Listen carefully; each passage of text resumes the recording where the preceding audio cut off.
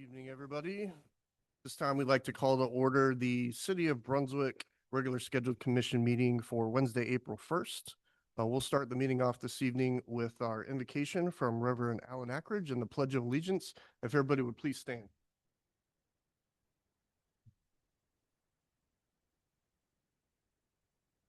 Would you bow your heads with me? Gracious Holy God, we give you thanks for the beauty of this day, for the elected officials who lead, guide, direct, and represent this beautiful city, for those that support them, for all, Lord, in this city who protect and serve in your name. Now, especially this week between Palm Sunday and Easter, we are especially aware of how quickly Hosanna to the one who comes in the name of the Lord turns into crucify him. We were so easily led astray, but we know, Lord, that the folks who are in this room and the ones, Lord, who are watching online, that all the members of our community, Lord, have a heart to follow what is right and best for this beautiful and lovely community. So give us the strength, gracious God, to remember in all that we say and do and deliberate and decide this evening, no one stands taller than when they kneel. In your name we pray. Amen. Pledge allegiance, flag of the United Republic.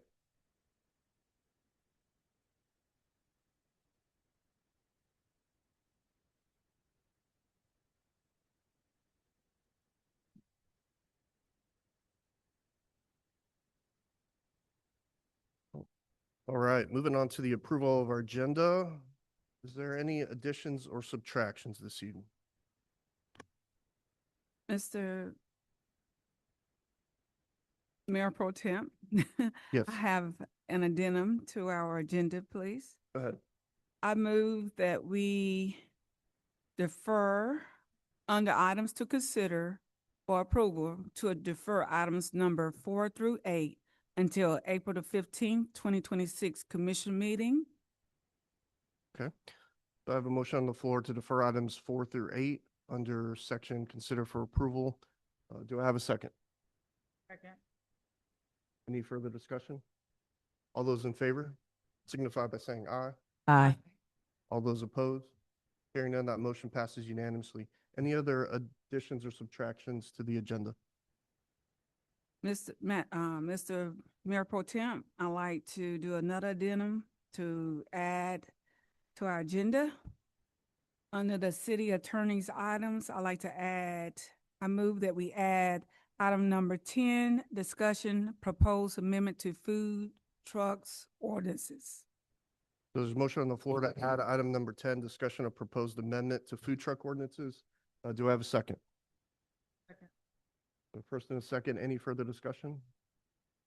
Hearing none, all those in favor signify by saying aye. Aye. All those opposed? Hearing none, the motion passes unanimously. There are no other additional addendums to the agenda. I'd ask for a motion to approve the amended agenda as discussed. Mr. Mayor Pro Tem, I make a motion that we approve the agenda as amended. I have a motion. Do I have a second? All those in favor signify by saying aye. Aye. Aye. Any opposed? Hearing none, that motion passes unanimously. Now that we have approved agenda for this evening's meeting, we'll turn to Madam Clerk. Do we have anybody that signed up this evening for public comment? We do, Mayor. The first sign up is Dwight Jordan. Mr. Jordan here? Come on up, Mr. Jordan. Yeah, come on up. Good evening. Good to see you this evening. Just a quick little reminder. So this is a 2-minute public comment period. We're excited to hear what you have to share with the commission. Just remember that there won't be any back and forth discussion, but we'll take your concerns to heart, and then we'll move on with some action after this meeting. So go ahead, Mr. Jordan. All right. I'm here tonight in regards to an incident that happened regarding me, and I want to be, as they say, made whole again. I need to be made whole again. The analogy I give quickly is to show if you had an elderly woman and she's in great athletic shape, she runs and jogs and everything like the mayor does, but she just happens to be in her 80s, elderly. And then all of a sudden some car comes out of woodworks and drives on the sidewalk and strikes her. Her leg is now rendered disabled. So here's a situation where people assessed it, and then they come to the conclusion that her leg is not of any significant value because she's older, but she needs to be made whole again. But we're placing a value on her situation. So this is an analogy. So what happened to me on January 23rd is I was in church, and the police officer came and knocked on the door and showed me that the police officer had run into my car. And so subsequently, my car is disabled. And so we went through the whole process according to the police process and everything, and insurance, which is the city's. And so the city's insurer comes to the conclusion that my car should be totaled, but the car still functions. All they have to do is repair the fender. Now he meaning this Mr. Tappan gave me an amount of value and everything. And he claimed that the value was approximately $2,500. And I'm approximating, but I do have the actual documents to be more specific. And so he went on to say that according to his assessment, wherever he's located, which I think is the Metro Atlanta area, and he came to the conclusion that to repair the car would be approximately $3,300. And so he said, given that amount, they would not be able to do it. They want to total the car. So I'm rendered disabled in regards to access to a vehicle in order for me to do my job, which is what I do in my respective community and all communities. And so that's where I am at this time. I feel that amount is unfair. The decision of that I guess he's going to give eventually to you all, being that the insurer is practically your employer. And I feel it's unfair. And it puts me in a situation where I'm going to be economically disabled, where I currently don't have a bill. They put me in that situation. And so one further thing that to add is that Tappan says that if you want to maintain the car's usage, then you would have to do what is called the salvage fee. That'll be $400. So this is basic math. Like when I used to teach at Burroughs Millette, they had this math called Eureka math. And all they do is they talk a whole lot of verbiage, but they just end with a number. So you get graded based on the verbiage and not really the fact that there's a number and the relevance of it. So that's how I see he was talking Eureka math to me, and it didn't make any sense. And it does a disservice and a harm to me, the amount that he suggested. I went to Gerber and I got an estimate for them, and that estimate is approximately $2,700. Again, I can give you all the specifics, should you request it. And so that's still significantly below what your insurer claimed or estimated and everything. So all I'm saying is that I feel that at minimum, the city should pay up that difference on the car, on the vehicle, if they were to maintain the position of the insurer. I was in church. My car was legally parked. I don't know what happened because the police officer said that they were in pursuit of something. It could be in his mind, or it could have been actuality. I was not there, but I do know my car is disabled to the extent that it needs to be repaired to make me whole. And it wouldn't be fair to me to economically incur something or an expense that I didn't do myself. So that's where we are basically. And I request that you all strongly look into this matter. And I'm a former elected official as well, so I'm familiar with budgets, 16 years and everything, in McIntosh County School Board. And I'm former law enforcement, 20 plus years. I pay taxes. And I go to church. So I want justice, and that's what I'm here for. And I tried to communicate with, and when I say this word subordinate staff, I don't mean in a negative way, but in terms of how the rank and file goes. And I was unable to reach them in general, but I did speak with the assistant police chief. He was very helpful. And also a gentleman, Duran, I hope I'm saying his name right, but excellent. And they are great faces of communicating with the community. So I'm proud of that. So, but anyway, that's where I think I covered everything I wanted to cover. And I don't want to be in a position where I'm handicapped economically because I didn't start off my day like that. And the police officers, not to beat them up, but that happened on their watch. And so I need to be restored. I need to be made whole again. So that's basically everything I have for now. And if you all would like, and however your process is in the future, immediate future, you know, because I have the estimate and everything. Perfect. So Well, thank you. yeah, well, thank you for bringing this to our attention, Mr. Jordan. We will definitely continue to do our research. We'll look forward to seeing some of your documentation post-meeting and then hopefully get this matter resolved sooner than later. All right. Then. Thank you, sir. Thank you. Madam Clerk? Anita Collins.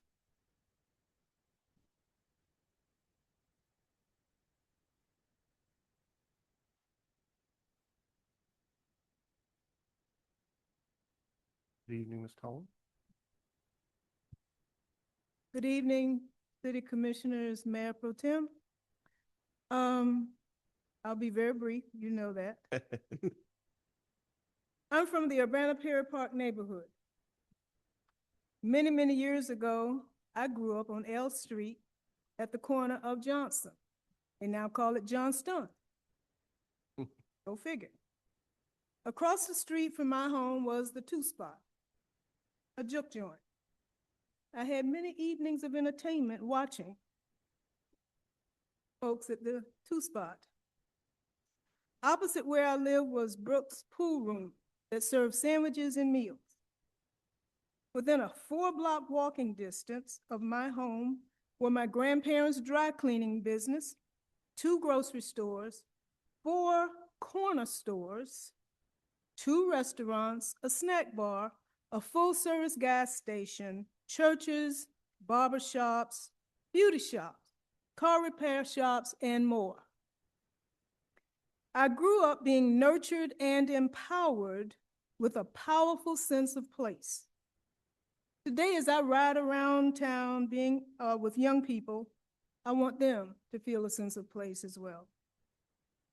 The Neighborhood Planning Assemblies is the valuable asset that you have failed to embolden. You have failed to allow everyday residents an audible voice to collaboratively lead this place we call home. The top-down leadership model that you employ fosters a, quote, we know better than them, end quote, culture, rather than a neighbor's planning model of engage, trust, collaborate, and support. Today, I stand before you as a representative of the Urbana Perry Park Neighborhood Planning Assembly. We are asking you to enact the neighborhood planning ordinance that we drafted and have previously presented to this commission and your city attorney. Historically, the neighborhood planning project started in Atlanta, Georgia in 1974 under the leadership of the first African-American mayor of Atlanta, Maynard Jackson.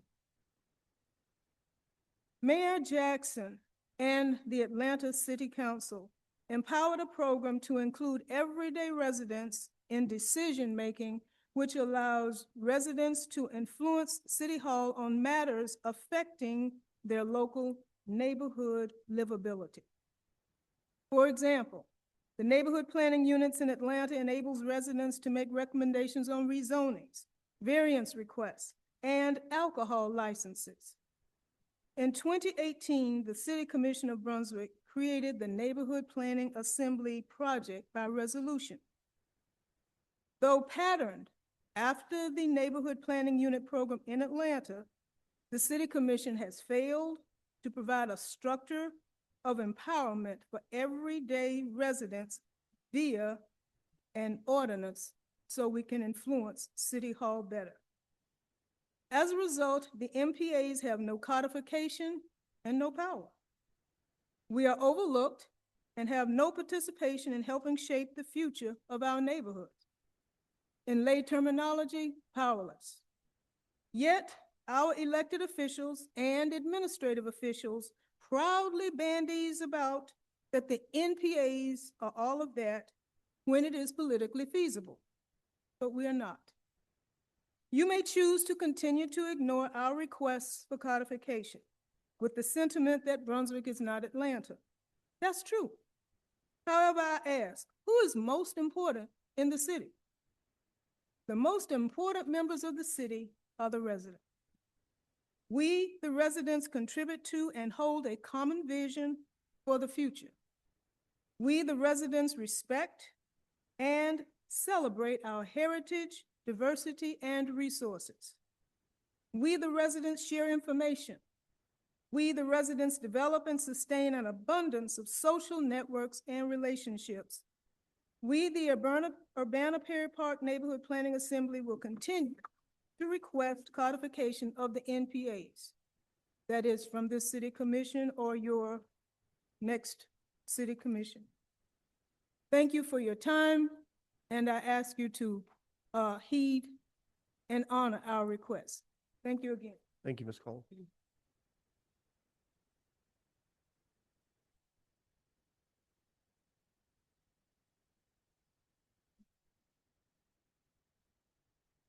Madam Clerk.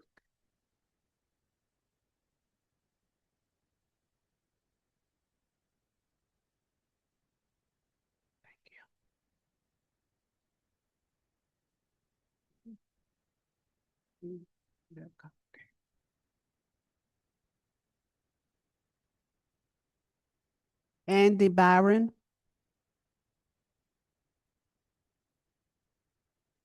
David Bowers.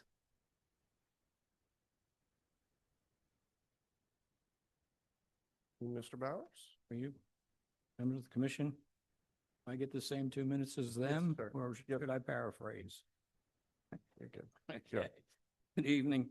I tried to be here on the 18th of February to talk to you about the waiver requirements that you added to the new zoning ordinance. I apologize, my plane was delayed and I did not make that meeting. I was hoping to be at this meeting by signing the needed public comment form, but what I tried to do was do it last Wednesday, but if you read, it's due Tuesday by 2:30. I also think it says you have 5 minutes, but I'll have to go back and look. So I would suggest that since the agenda doesn't come out till Friday to the public, that maybe we move that to Tuesday, so if there's something on the present agenda, that we could speak to it actively at that evening. That's a suggestion. So back to the, I had an example of Taro putting the, getting approved tonight to do the restroom at Howard Coughlin Park. And he gets approval today, and then I can't speak until the 14th, provided I sign up on the 6th by 2:30 and say, I think we should add stairs. And by then, if it's fast-tracked, he could already have that thing on order. So anyway, so back to the waiver. Again, Lance, myself, Ms. Anita, we're all authors of the new ordinance that's in front of you. The waiver requirements were obviously missed. This ordinance, I think, was touted as a rewrite, but it was, or as a revision, but it was really a rewrite. The majority of it had changes to the uses, and we created 2 new districts, the hospital district, the industrial district, and of course, the mixed-use city core historic district. The application that triggered this waiver was not wrong. Within that section, the waiver was allowed. However, we failed, or it, as you all were so aptly to understand, to decide how you do a waiver and what a waiver should entail. And so the way it ended up, I think, was excellent. I thank you for that. It resembles a variance. I know there was a lot of work by you all, and the part of the problem, though, is it made it through staff, it made it through planning commission, and if it made it through here, it would have been a lethal precedent, in my opinion. So again, I thank you for all diving into that and getting it done. Again, this new ordinance hasn't been used that much, and the Much District was rewritten specifically to expand it, to make it as good as it was as a GC core, but also to allow new things. So I hope that this is the only flaw that you uncover. And, but again, the ordinance is new. It hasn't been tested. You know, I foresee someone saying, well, if I can do a waiver in the much district, then why can't I do a waiver in the institutional district? So again, hold your ground, please. And with that, I also think that it might be helpful if there's a annual review of the ordinance by the Planning Commission, asking developers and others to come in and see what parts they do and don't like. And again, try and head off where we're at a point where somebody's asking for approval. We got to turn them away. Thank you.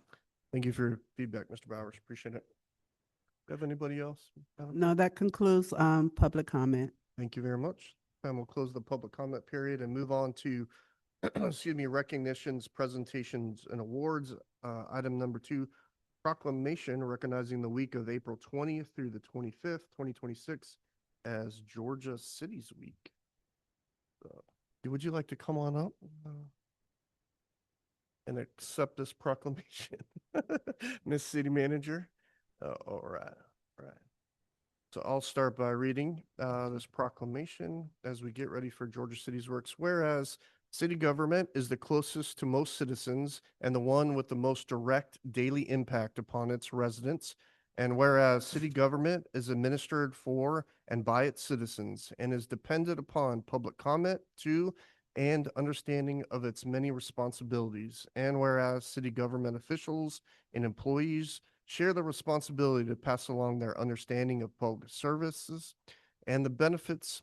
And whereas Georgia Cities Week is a very important time to recognize the important role played by city government in our lives. And whereas this week offers an important opportunity to spread the word to all our citizens of Georgia that they can shape and influence this branch of government, which is closest to the people.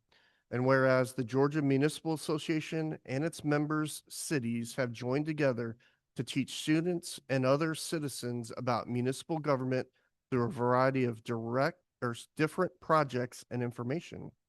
Now, therefore, be it resolved that I, Lance Saby, as Mayor Pro Tem of the City of Brunswick, along with my fellow commissioners, declare April 20th through the 25th, 2026 as Georgia Cities Week, encouraging all citizens, city government official, and employees to ensure that the week is recognized and celebrated accordingly. Thank you. Mhm. As you know, we have celebrated Georgia Cities Week, I think, for the past 3 years. And this year's theme is Love Your City. We have a lot of activities that have been planned all throughout the city. We hope to engage citizens, the MPAs, churches, our seniors, our youth. We have a Love Your City photo contest where people are to submit pictures of the city, of places that they like around the city, and we're going to have a judging of those photos. We have an art and essay contest, and we've had this every year to engage the students. And we have the elementary school students, and then we have it online where children who are not at the target schools are able to enter the contest as well. We have a water safety awareness, which is being done with the, in conjunction with the Coastal Regional Office and the DNR. And that's going to be Monday, April 20th at 4 to 6 p.m. at Mary Ross Park. We have a coffee with the Brunswick Commission and departments, which is going to be at Old City Hall here at 9 to 10:30 on Tuesday, April 21st. We have a environmental tour that's called Gray to Green, where the some of our environmental partners are going to give a tour of areas around the city. We'll be engaged with the Coastal Resources Division of DNR and with the Environmental Coalition. They're going to tour the Liberty Ship Park, Howard Coffin Park, Lanier Boulevard, and just talk about some of the ways that we have helped with the stormwater runoff. Then we have, and that's going to be Tuesday from the 21st from 11 to 2. We have a bike rodeo with the the Bike Walk Golden Owls. Always get that wrong. And that's going to be Wednesday from 4 to 6 at Mary Ross Park. We have some neighborhood cleanups, and this is going to be part of our Cleaning Brunswick campaign. Neighborhood cleanups in conjunction with the MPAs, and that's Thursday on the 23rd. And all of this published is on our website, so you can get additional information. And we will culminate the week with a employee appreciation on that Friday, the 24th. And we will have a fishing tournament all around the city with our employees and others on the 26th, on that Saturday. And that is all of the events that we have. We want, citizens, people to join us. We will have additional information going out, and hopefully if any additional information you would like, it's on our website at brunswickga.org. Thank you. Perfect. Thank you. I did have a Do question. you have a question? So it says offering helmet education and fittings. Will there be helmets that will be given out Which one? On the bike on the ride? 22nd? Mm-hmm. I will have to check. Okay. Let me see. She said yes. Miss Anita answered it. Oh, okay. Okay. Thank you, Miss Nita. Okay. Okay. Thank you. Okay. Thank you. Appreciate that. Awesome. Oh, and I wanted to specifically thank Mary Ray, my executive assistant, because she's done a lot of organizing and working with Otis Mooring, with Leah, with Keep Golden Owls Beautiful, with Rachel, with the environmental, with Garrow, Public Works. So there's been a lot of coordination and internal coordination with our staff. So thank them for everything they've done. Thank you. Looking forward to it. Good week. All right. Madam Commissioners, we'll move on now to item number 3 under consider approval of the March 19th, 2026 work session and regular scheduled meeting minutes.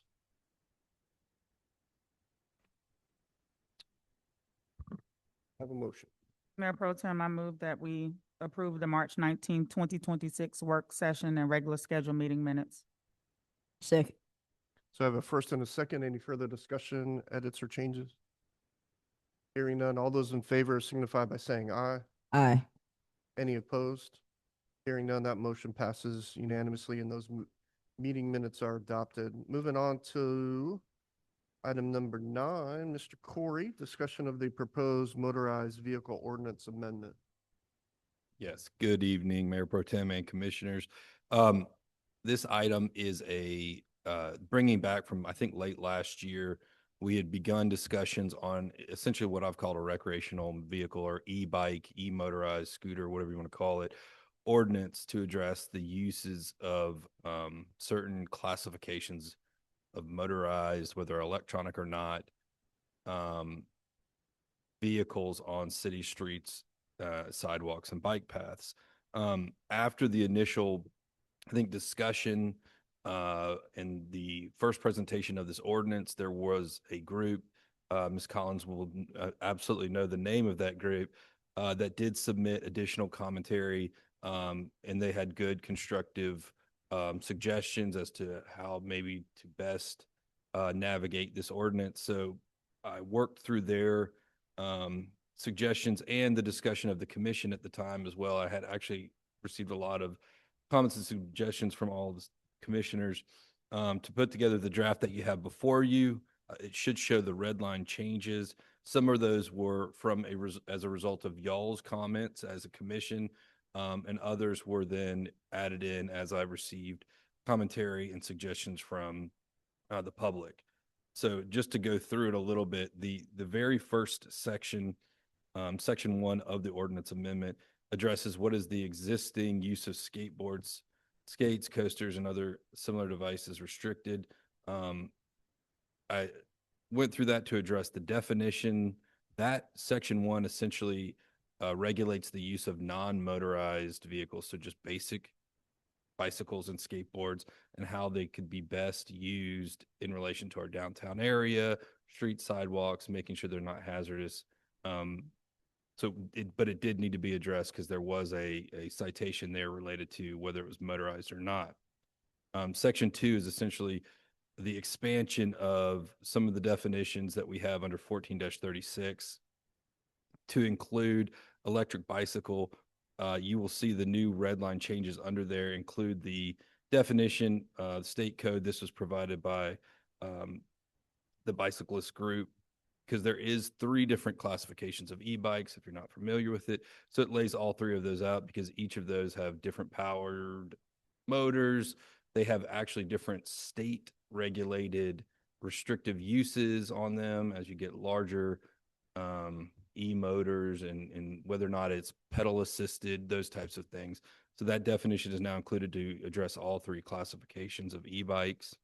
Moving further into it, the next ordinance sections address each of these electronically powered devices, whether it's the mobility device that's relatively standard. There are state laws that govern how a personal mobility device, which would be similar to some sort of scooter or like the Rascal scooters you would see, they are not only regulated by state, but now the ordinance will also regulate how they're used.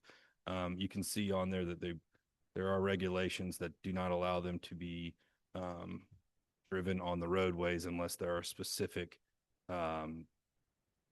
measures met.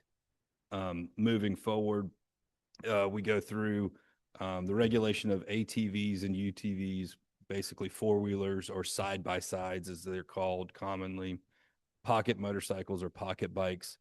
Slightly different than mopeds, but basically the same. It's all based on the size of the motor and how the state is regulating those as well. I think it's very important to note, it does not matter what size motor you have. There is a regulation if you're going to try to ride it on the active roadway in the city of Brunswick. So there's lots of misconception out there as to, well, if I only have this size motor or it's a moped, I don't need X, Y, and Z. If you're going to ride it on a roadway in the city of Brunswick, you are still subject to the uniform traffic code, and you can be pulled over. You will be issued tickets if you're doing things that are against the law. That is a municipal court notation, because we have a lot of that coming through right now. Again, if we look kind of more commonly to section 14-41, or what is most relevant today, these are the discussions of the motorized skateboard, motorized scooter, or play vehicles. And I think we are seeing those sort of everywhere right now. The electric scooters that everyone is able to kind of purchase and ride around. Again, there are state laws regulating this, but there also are ordinances that we're now including, because I do think that we need to mirror not only the state law, but if we want to be stricter in certain areas of the city, we are allowed to do that. And so there was a question specifically related to this code section that I think we've addressed, that I've addressed, that you are able to use, as if there's concerns that a child's not able to use their e-scooter. The revisions that have been made since last year will allow them to utilize their e-scooters in a way where, as long as they're riding them and they're not in a hazardous manner, or they are not on the active roadway, unless they're subject to 14-41A, where there are certain conditions where a person over the age of 15 can ride an e-scooter if it's meeting these qualifications on an active roadway, if there's a bike path, etc. There is also a component now that would allow them, if they were just a child going down the sidewalk on one of the small e-scooters, they're not going to be ticketed or brought in for an ordinance violation, so long as they're not riding it in a hazardous manner that could cause harm to pedestrians or others that are also trying to use a sidewalk, bike path, etc. Same thing for parks. If they're riding to the parks, I mean, I know that some of the comments I received from the public are, are you telling me that my son can't ride a scooter from my house to the park? I said, no, but there are, you need to be very mindful, and I got some education on this as well, of what the state regulations are when you look to some of these larger more powerful electric motors, you could get in trouble with the state law as well. So made those changes in 14-41 related to scooters and motorized skateboards. There's a component for dirt bikes, specific to squares, parks. We do not want you riding your dirt bike, your UTV, your ATV, your four-wheeler. They're not meant for city streets. They're not meant for city parks either. And then lastly, under 14-43, this was a section that was in the previous write-up, but I have amended it to address certain things. The title of the section is Hazardous Activities and Special Rules. This will address, in essence, I don't think we want to be seen as an absolute bar or prohibition to the use of e-bikes, e-scooters, especially those class 2, class 1s, the less powerful versions. But I do think there needs to be something in the ordinance that regardless of how you could have the least powerful e-bike there is and be riding it where you think is right. But if you're doing it in a hazardous manner that is going to jeopardize people on the sidewalk, those that are in the park, there's children on playground, whatever that may be, I do think we need some component in the ordinance that would address that. And I feel like that was sort of the directive from the commission at the time that we had some, and we had a recent incident as well with I don't know if it was motorized or not. I mean, I know it was motorized. I don't know if it's an motor or a gas motor, but we've had incidences recently riding them on the right of ways. So we still need something in the ordinances to say, you cannot do this in an obnoxious, hazardous, offensive way that's going to disturb the peace, especially if you're going to try to utilize it on in a city park, sidewalk, or what have you. So, lastly, as a catch-all, in that 14-43 under subsection F, I did go ahead and include the state code sections that address the usages of e-scooters and e-bikes. Just didn't have an and right there. Other than that, those are the components that I received comment on. I tried to make sure I incorporated all of them as they could fit in best. And then I tried to look to the state codes because some of the e-bike codes were just amended in 2024, obviously, to try to address the popularity of these types of devices. So, are there any questions? Any questions from the commission for the attorney?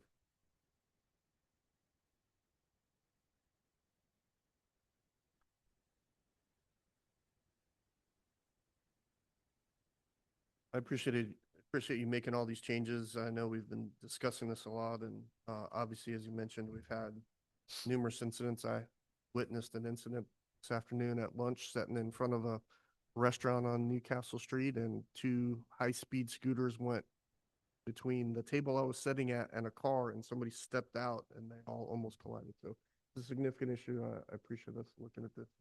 And I know that it has been before you. I would consider this a first reading because there were substantial changes made from the first time it was presented to now. So I do think the more appropriate thing is a discussion now, directing city clerk to advertise this version, and then we could bring it back at the next meeting for a vote of approval or denial. Gotcha. I do. Go ahead. Yep. Attorney Corey, Yes, under ma'am. 1410A, so really, I mean, and it does say it's any place where signage is posted, but basically these sidewalks in the downtown area or south end of town, you cannot ride on them. Am I- That for non-motorized, and it would essentially be, yes, that is correct. So it used to state, this is an existing regulation, and it used to state GC Core. Since we have removed GC Core, I actually set this to John Hunter and I got together, and we are utilizing the same boundaries that are essentially what we've been using for the downtown development type boundaries. We did this in the alcohol ordinance as it relates to the open container law. And so we utilized an area that we thought was the most pedestrian heavy in regards to sidewalks. That was the intent there.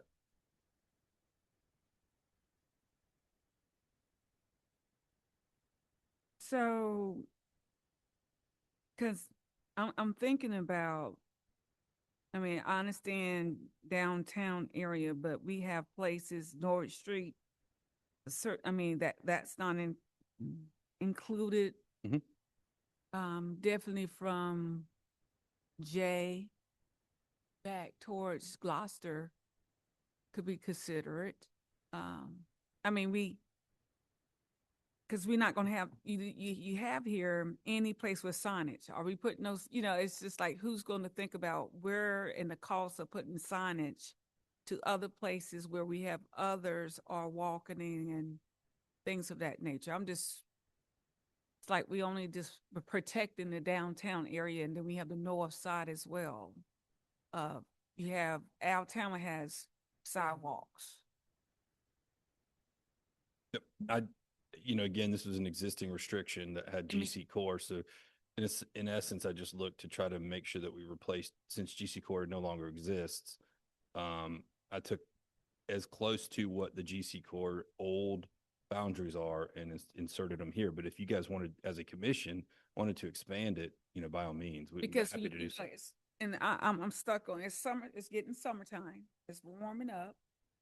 We have a high school of students, children, younger, that go up and down Alabama. They're gonna ride those motor scooters on that sidewalk. I'm just thinking, like, Well, I mean, this is non-motorized. So I do think you might want to be cautious if you're looking at sidewalks near a school, if there's children riding their bikes. I mean, I don't think you would want to prohibit that.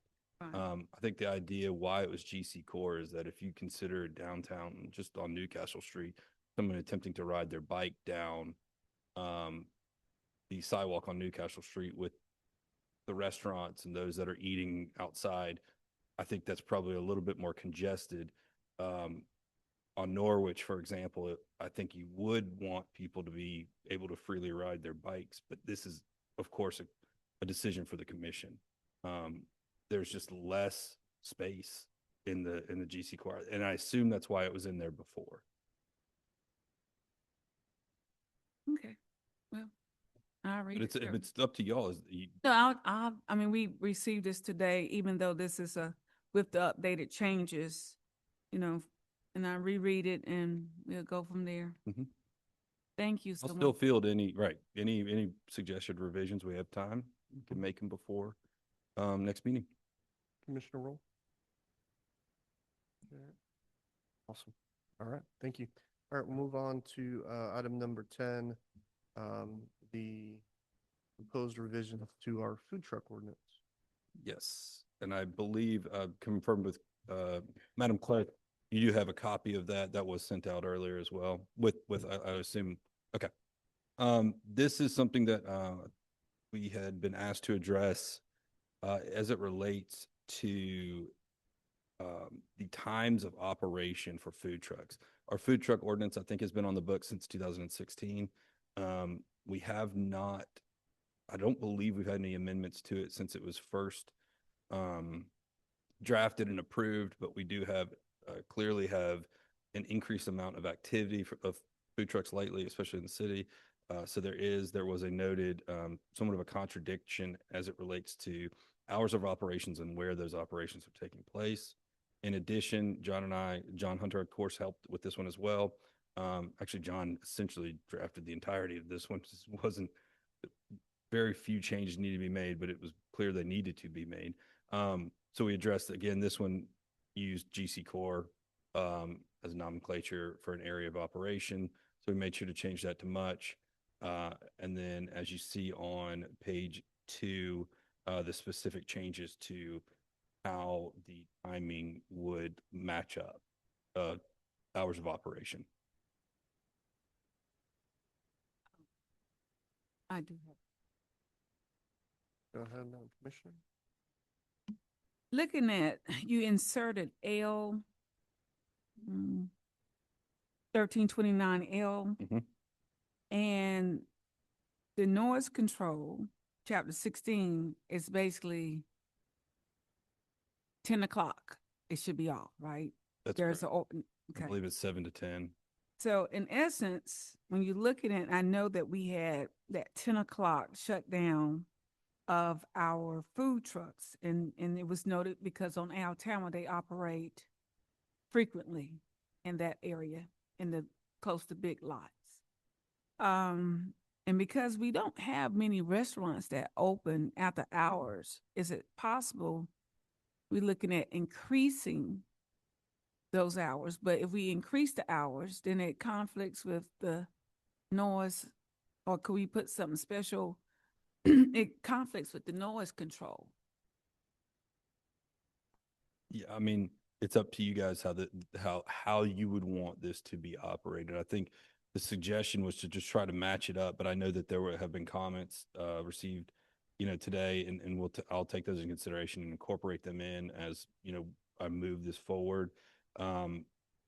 We can certainly take that into consideration. I think at the time that John and I were working on this, we used the noise ordinance because it just matched as 10. But I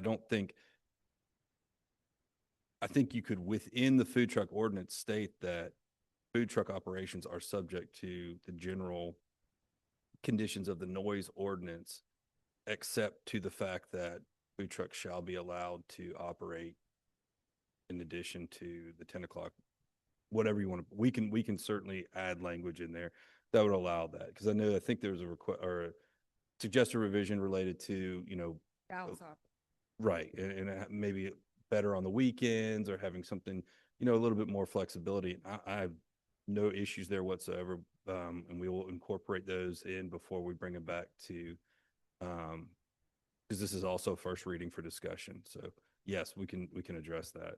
I'll try to figure out a way to address that, as I do think you would still want, even if they're operating later, which it sounds like we want to allow that to happen, you still would want to know if you're going to let them operate later, they still should be during those later periods, at least subject to a minimal noise, pollution, noise situation. Right. Okay. Yes. Yeah, absolutely. Looking potentially Monday through Thursday or Sunday through Thursday, Yep. or, maybe till 11 o'clock. One time we'll come up 10:30, 11 o'clock, weekends from 11 to 12 midnight. I think Yes. it'll be an easy revision that we could get out, or I can get to you guys well in advance of the next meeting, so that we will have it, an internal discussion, make sure everybody's okay before it is finally placed on the agenda and approved. But yeah, I think we can work through some language on that. Operation and day. Yeah, I think we can do that offline. Yeah. Go ahead. Because we have a couple of places that's coming, that's on Norwood Street. We also have Highway 17 that they're trying to get that area established as well as the vendor that also operates out of the Altama parking lot area. So just trying to make sure, because we do need that economic stimulant, especially we talk about food deserts in the cold food areas. We have food deserts in the hot food areas, because we don't have anything that's open past 10 o'clock probably on the south side.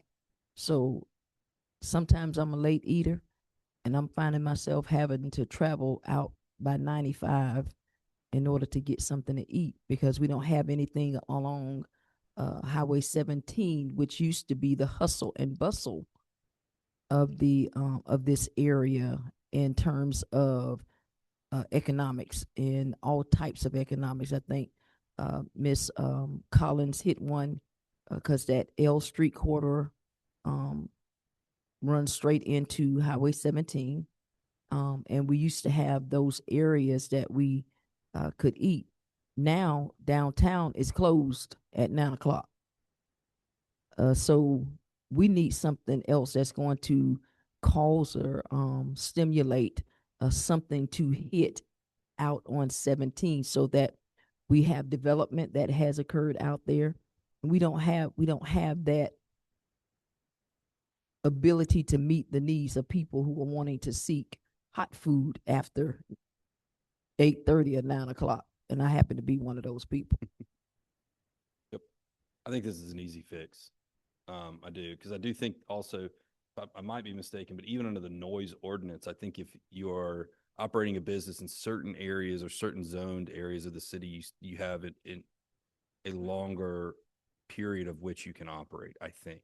So we may be able to incorporate that as well, especially on the areas that we're talking about, Highway 17 or the Big Lots parking lot on Altama, so long as it's far enough away from a residential area and maybe more commercialized that there is a longer period of operation. Yeah, I think if you just tie it to the zone, I think that will help, Yep. obviously. Sure. And one of the things I've seen in other communities is that some food trucks employ outdoor speakers and things like that to create a great atmosphere. So we're not just thinking about generators, we're thinking about other. Right, sir. Absolutely. Do you recall the hours of operation of La Playa? Or when they start operating? I do think they were later on the weekends. I think it was considerably later than most. But 'cause- they are not quote unquote a food truck. No, They have they- a different thing. Correct. That's why I had to explain to you. Because I recall a comment from the commission saying, good, because we'll be able to get food if there is a late meeting, if I'm not mistaken. Question, Yes, ma'am. letter I, just making sure cooking off the vehicle with a grill or smoker is prohibited. Correct. That's likely tied to a Department of Health regulation. So they want everything internal and they want to make sure it's connected. But yes, that's correct. That's A definitely, lot of the regulations in our ordinance that we catch flack for is directly related to Department of Health regulations. And EPA. there's just not a workaround we can offer on Mm-mm. that.